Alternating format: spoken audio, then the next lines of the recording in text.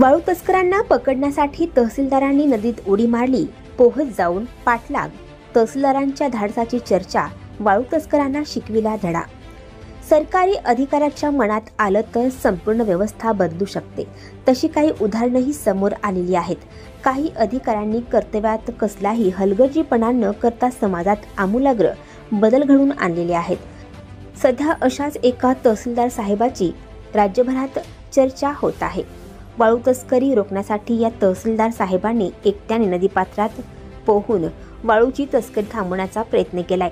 या प्रसंगाचा व्हिडिओ सध्या चांगलाच व्हायरल होत आहे.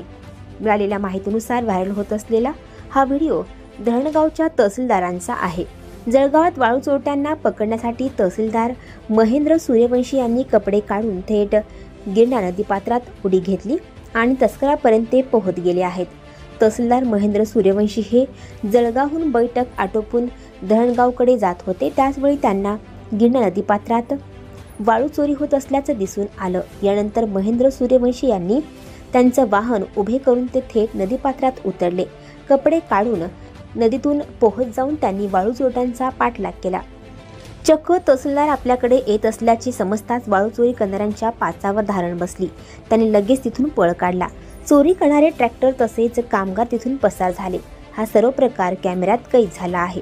तहसीलदार साहेब पोहत तस्करांपर्यंत जाताना आणि वाळू चोर घाबरून तिथून पळून जाताना या व्हिडिओत दिसत आहे. दरम्यान अनेक सरकारी अधिकारी वाळू तस्करांना घाबरून असतात.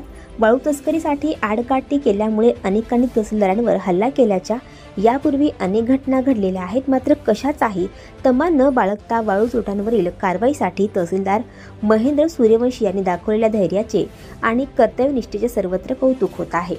तहसीलदार महेंद्र सूर्यवंशी एकटेच कारवाईसाठी नदीपात्रातून पोहत गेल्याच्या या कारवाईच्या प्रयत्नाची तसेच त्यांनी दाखवलेल्या धाडसाची सगळीकडे चर्चा रंगली आहे.